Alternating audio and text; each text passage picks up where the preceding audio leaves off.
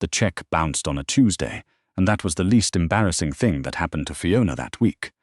She'd known, technically, that Marcus, her fiancé of 3 years, the man who said, "I choose you" every single morning like it was a prayer, had been skimming from the joint account.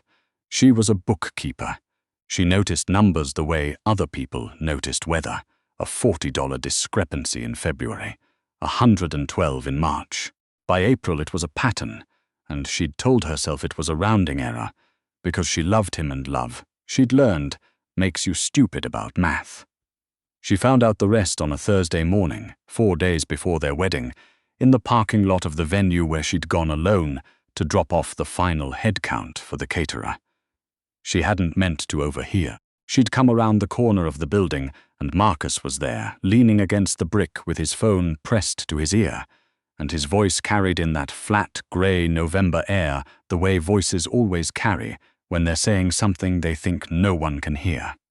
"She doesn't know," he was saying. "She won't know. I need until the 15th, and then we clear the account, and I'm on the next flight. It's done. It's already done." Fiona stood very still. She was holding a manila folder with the seating chart inside. Her name was written on the tab in her own handwriting. She looked down at it. She didn't cry. That surprised her. Later, she'd always assumed she would be the kind of person who cried at a moment like that.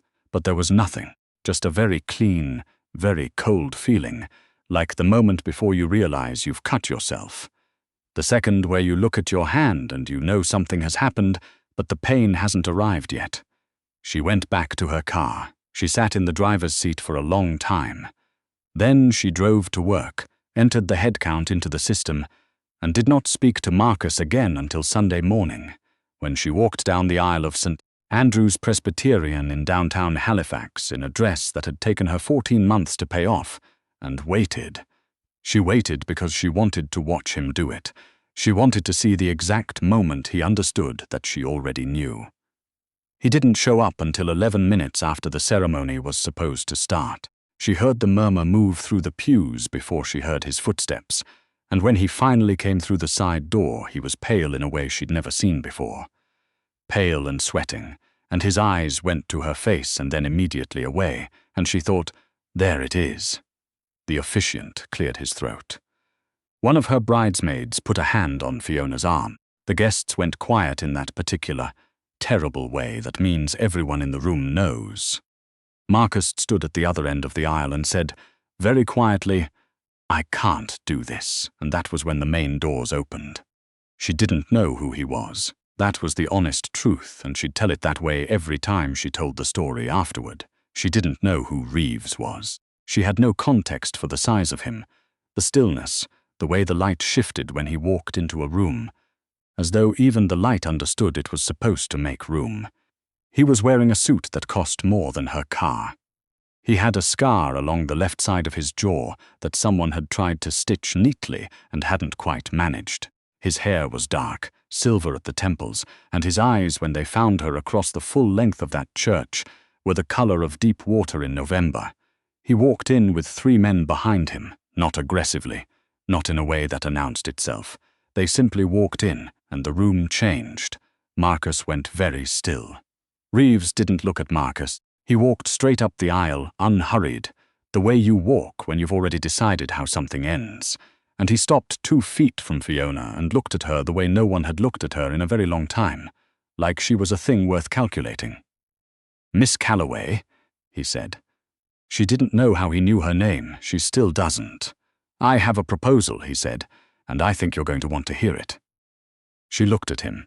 She looked at the church full of her mother's friends and her own co-workers and the distant relatives who'd come from Moncton and from Fredericton and from one uncomfortable branch of the family away from Vancouver, all of them watching, all of them holding their breath. She said, "Does it involve leaving?" The corner of his mouth moved. Not quite a smile. "It involves a great number of things. Leaving is one of them." So she left. She walked out of St. Andrew's Presbyterian in her 14-month dress on the arm of a man she did not know, past Marcus, who said nothing, past her mother, who said Fiona, in that low, warning way, past the photographer who was still, absurdly, taking pictures, and out into the cold Halifax morning. His car was black. His driver didn't look at her. Reeves held the door and she got in because what was the alternative? Standing on the church steps alone in her wedding dress while her phone filled up with texts from people who meant well. She sat in the back seat and looked straight ahead. "Who are you?" she said, more like a thing she was noting aloud. "Reeves," he said. "That's a last name." "Yes." She waited. He didn't add anything. The car moved through the city and she watched Halifax through the window, all that grey water and grey sky and the old buildings of the South End going by, and she thought about the seating chart she'd filed on Thursday morning and the 14 months of payments and the $40 discrepancy in February that she'd told herself was a rounding error. "What do you want from me?" she said. 6 months, he said. "A legal marriage, my name. In exchange, I clear your current debt. All of it, provide accommodation, a salary, and at the end of the term, a settlement that will make the next 15 years considerably easier for you." She turned and looked at him for the first time properly. He was looking back at her with the patience of someone who had made this calculation already and was simply waiting for her to catch up. "Why?" she said. "There is a business arrangement that requires a married man. The details are not your concern. You walked into my wedding. I did. You knew my name. I did. You've been watching me." He didn't answer that, which was an answer. She should have been frightened. She knew that. She registered it the way you register a fact in a spreadsheet. Noted, filed, present. But the fear sat underneath everything else. Underneath the exhaustion and the cold fury and the very specific grief of a person who has done the math and knows exactly how badly the numbers don't add up. She said, "How much debt?" And he told her. She looked out the window again. The Macdonald Bridge was ahead of them, the Dartmouth side coming up, and she thought about the number he'd said. Not the total, which she knew to the cent, but the way he'd said it, without flinching, the way you talk about weather. "I want it in writing," she said. "Everything. Itemized." He reached into his jacket and produced a document. 12 pages. Tabbed. She took it and read it for the full length of the bridge and most of the way through Dartmouth, and when she'd finished she went back and read 3 sections again. "This clause," she said, pointing, "this is intentionally vague." Section 4. Paragraph 2. Conduct becoming of a spouse. That needs a definition. What does becoming mean to you? He looked at her. Something shifted in his face, barely, a fractional adjustment, like a door that wasn't quite closed. "What would you suggest?" "I'd suggest we define it explicitly. Public appearances, communication with staff, expectations around the residence. I'll need to know the parameters before I can agree to parameters." There was a silence. "You're a bookkeeper," he said. "I am. You read contracts." "I read everything." Another silence. Longer this time. "I'll have my lawyer send revised language by Tuesday," he said. She looked back down at the document. "I'll also need my own counsel to review. That can be arranged. Then," she said, "we can talk." She didn't think she would sleep that night. She was wrong. She slept deeply, and without dreaming in a guest room of a house she'd never been in before, in a bed that was the most expensive thing she'd ever lain down on. And she woke up to grey morning light and the sound of the harbour and the knowledge that her life had become something she didn't have a category for. Reeves's house, his Halifax house, she learned later, because there were others, was a Victorian in the North End, renovated completely inside, all clean lines and dark wood and windows that looked out over the water. There were staff, not many, but present, quiet, professional in the way that meant they'd been taught not to see things. There was a woman named Greta who managed the house and looked at Fiona once on the first morning with an expression Fiona couldn't quite read, not hostile, not warm, just assessing. "Mr. Reeves asks if you'll join him for breakfast," Greta said. She joined him for breakfast. He was already at the table with coffee and a newspaper, a physical newspaper, which she found surprising and didn't say so. And he looked up when she came in and said nothing, which she found she didn't mind. She poured her own coffee. She sat down. She looked out at the harbour. "The lawyer sends the revised contract this afternoon," he said. "Good. There's a function Thursday evening." The Meridian Club, I'll need you there. What kind of function? Dinner. Business associates. You'll be introduced as my wife. She thought about that. We will be by Thursday.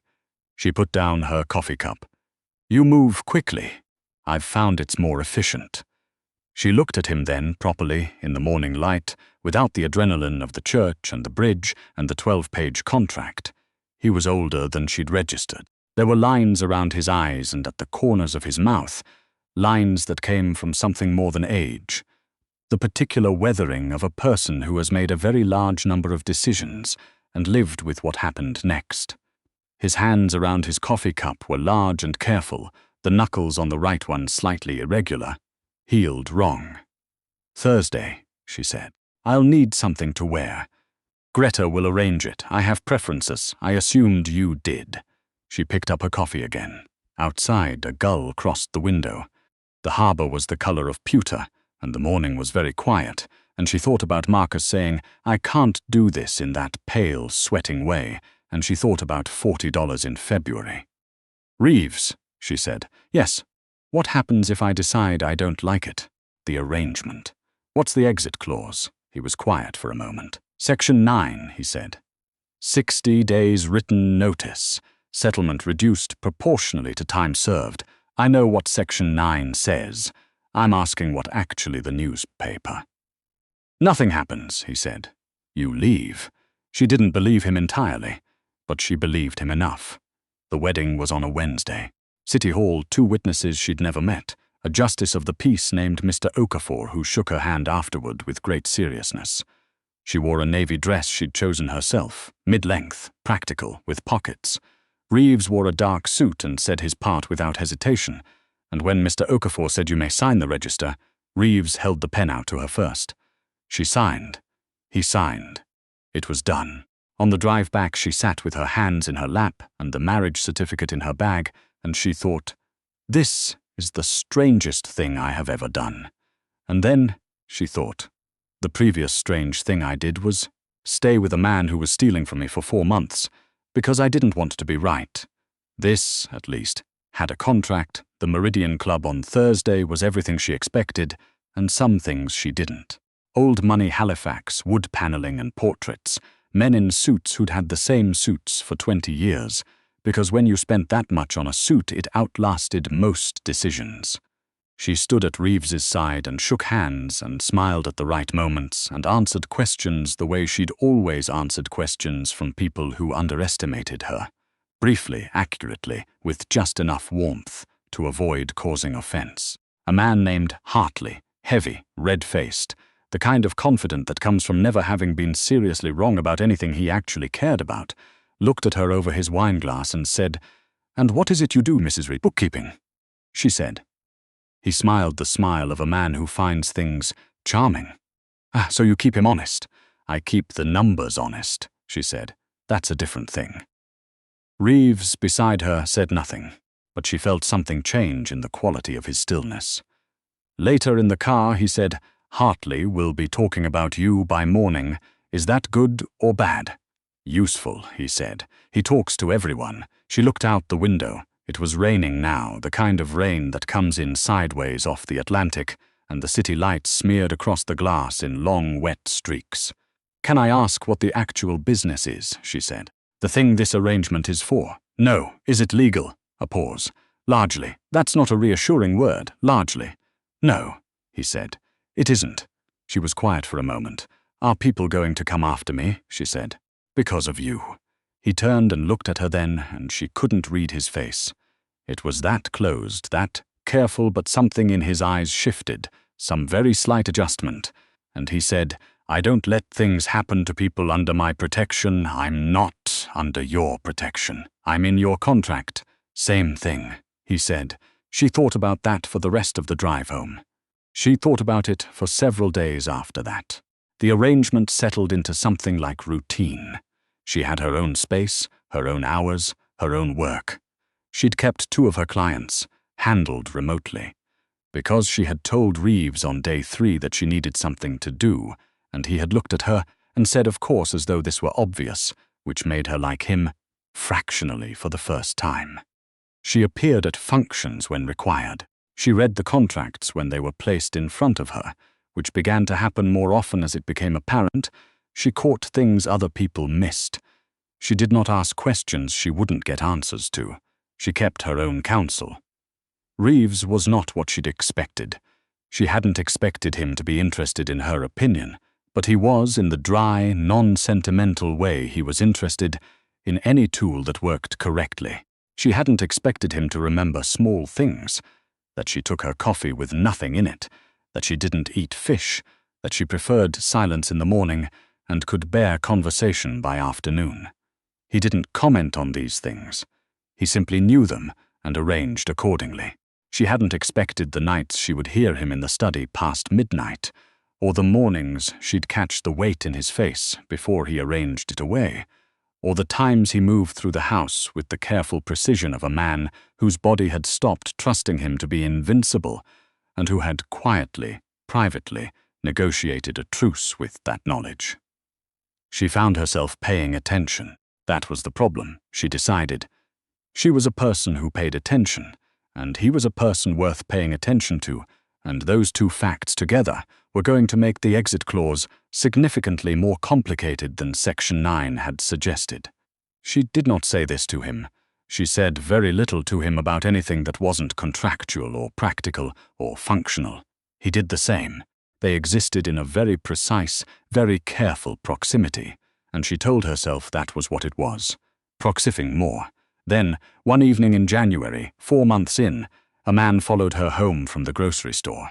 She noticed him at the second block. Her mother had always said she was paranoid, and she'd always thought her mother meant it as an insult. And she didn't change her pace or her route, but she pulled out her phone and sent a 3-word message to the number Reeves had told her. First day was for emergencies.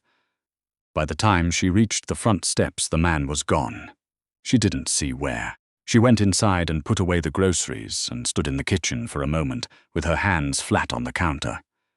Reeves came in through the front door 40 minutes later, which meant he'd been close, which meant he'd been monitoring something, which meant whatever this was had not been a surprise to him. She turned around and looked at him. "You knew," she said. "I suspected," he said. "There's a difference." "Is there?" "Yes."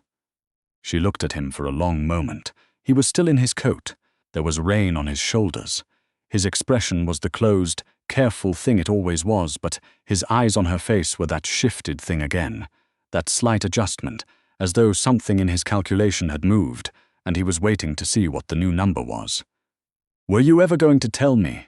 she said. "When there was something concrete to tell. That's not an answer." "No," he said. "It isn't." She let out a long breath. She turned back to the counter and picked up the coffee she'd poured 20 minutes ago and drunk exactly none of. Outside, the rain was loud against the kitchen window, the same sideways Atlantic rain, the harbor invisible past the glass. "Reeves," she said. "Yes, I'm not going to pretend this is simple when it isn't. I know what I signed. I know what this is.